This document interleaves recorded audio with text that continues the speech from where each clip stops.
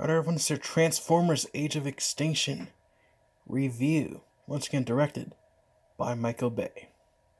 It's about a family who's on the run from government agents. They're trying to protect Optimus Prime. This family has jumped through many obstacles, and they have to work together and save each other from the peril that lies ahead. We start off with a flashback to prehistoric times. The Transformers land on Earth, and they're the reason why the dinosaurs are extinct. The ships dropped what's called a seed. The seed destroyed the world, which creates the Transformers. Therefore, the dinosaurs became extinct. We jump to present times. You have Cade Yeager, being played by Mark Wahlberg. He has a family who's struggling to survive. He's a single parent with a daughter who's being portrayed by Nicola Peltz. Nicola Peltz is struggling to get into college. Cade Yeager's wife passed away several years ago. So Cade Yeager brings in Optimus Prime, a damaged truck from Dark of the Moon. He thinks that the truck could bring him in some money. Later finds out it's a Transformer. Not only does Cade Yeager find out, but so does the government. They sent a death squad called Cemetery Wind to take out Optimus. The lead agent for Cemetery Wind is James Savoy. He confronts Mark Wahlberg and says one of the greatest lines in this film. Mark Wahlberg asks if he has a warrant to get on the property, and James Savoy was like, "My face is my warrant." And Mark Wahlberg is not going to give up Optimus Prime.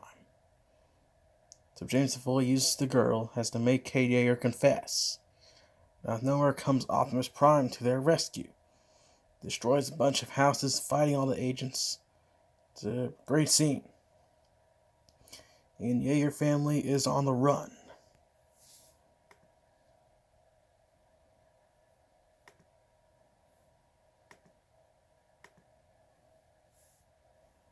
And while they're on the run, they try to find out why the government is after them. Why are they trying to kill the Autobots?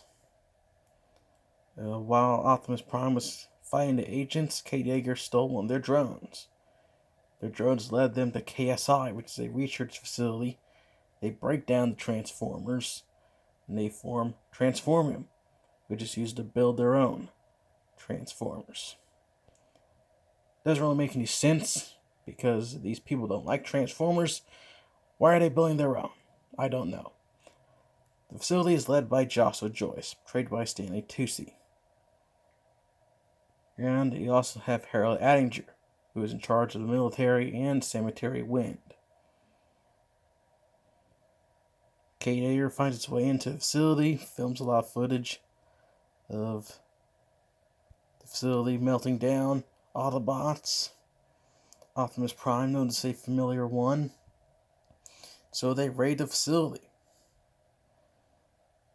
In Cade Yeager, he eventually gets caught. They later escape. Harold Attinger and Joshua Joyce, they send their assets to try to defeat the Autobots. Joshua Joyce creates a robot of his own, named Galvatron. It's Megatron reincarnated. However, he wants it to be modeled after Optimus. But it didn't turn out that way, because he has a giant hole in his chest. So they go to a highway, and it's a giant highway fight scene. Autobots, Decepticons fighting each other. In this movie, the Decepticons known as KSI drones. So we got the KSI drones, the Autobots fighting each other. See Galvatron, Optimus fight each other. Galvatron speaks. He's not supposed to do that, and that's how Optimus senses the presence of Megatron in him. So the KSI drones get defeated. Galvatron becomes deactivated. They pull him out. Harold Attinger brings in Lockdown, a bounty hunter. So, KSI is building their own Transformers. They hate Transformers, by the way. Attinger also hates Transformers. He thinks that this is not their plan. It's time to take back planet Earth. But yet he's working with a Transformer. That doesn't make a lot of sense. This fourth film starts showing a lot of inconsistencies with Michael Bay. He really gets on my nerves here. I still enjoyed this film, but there are some issues I have with this one. So lockdown comes, he kidnaps Optimus and Nicola Peltz.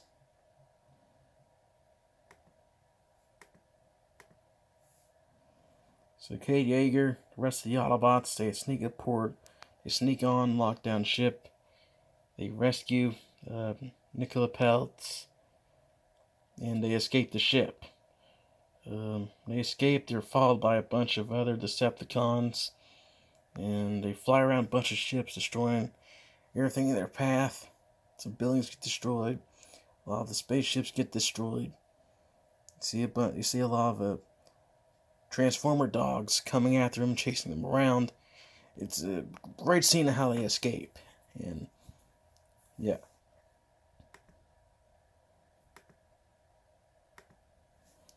The grand finale takes place in Hong Kong, China. That's where KSI's other research facility is. The Autobots go there. KSI goes there. Joshua Joyce, Hattinger, everyone goes to Hong Kong.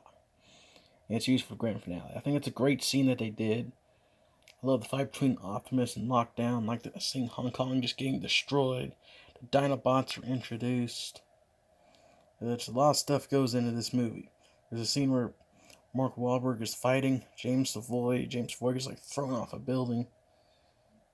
And then Megatron, he is there. He flees the scene. He gives a warning saying that he and Prime shall meet again. Optimus defeats the Lockdown, and the Transformers save the day from destruction. I enjoyed this movie. Things I like about it, I like the opening, showing the Transformers in the prehistoric times. I like the Dinobots. I like seeing Hong Kong getting destroyed. I like Lockdown. He was a menacing villain. Like Mark Wahlberg.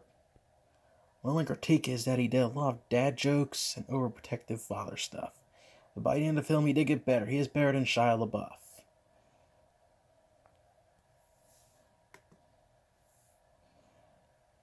Another issue I have with this film. There was a big casting change. No Shia LaBeouf. His parents weren't there. No John Turturro. No Josh Duhamel. No Tyrese Gibson. It's a completely different cast I saw the reboot. I have a tough time watching rebooted films. It's just very tough. So we got Kelsey Grammer, Joshua Joyce, Mark Wahlberg, Jack Rayner, T.J. Miller, and Nicola Peltz. I kind of miss Josh Duhamel and Tyrese Gibson, and a little bit of Shia LaBeouf. This movie did not really feel like old times.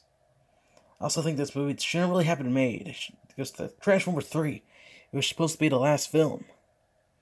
But someone from Paramount saw the Avengers, and they had to make a fourth Transformers movie. So yeah. Another issue that I have with this film is the KSI robots. I did not like them at all. They transformed weird. It's like they were like a bunch of blocks floating in the air. T.J. Miller. He's a funny guy. But I did not like him in this movie. He was useless. He's the one that called the government to say, hey, we got a transformer in this house and you take him out. He ended up getting killed quickly. And then Kate Yeager and his family didn't really mourn him at all. They forgot about him. He was useless. There are 3 types of people that I don't like in films. That's the self-obsessed, arrogant people, stupid people, and people that are just useless. Another issue I have is with Harold Allinger. I like Kelsey Grammer. I did. But when this movie was announced, they said they would have a human villain. We never really had that. Now, Transformers Prime had a human villain in Sinister Silas.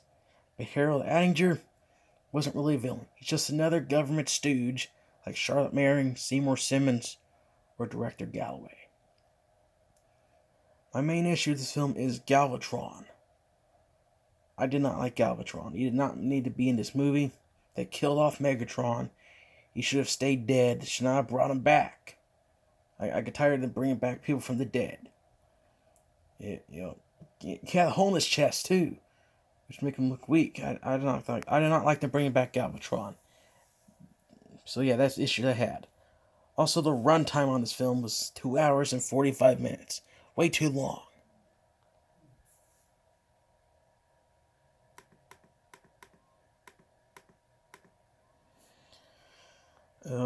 But there are some things I liked about it. I enjoyed the movie. There are some things I don't like about it. This is where my distinct kicks in. At this point, it is my least favorite film of the franchise. I'm gonna give it a 7 out of 10. I liked it. It was alright. I liked the opening grand finale, the fight scenes. I like Wahlberg for some parts of it. I think everyone kind of played their parts well. There's just a few different issues that this didn't go well for me. So this gets a 7 out of 10. If you're a fan of the other films, you will like this one. If you're more of a fan of the TV series, maybe not. However, this film did gross $1 billion in 2014 when it was released. It was the only film that year to make $1 billion. And I found that pretty shocking. So I made a fifth one. We're going to review the fifth one. Is it better than this one? Or is it not? We will see.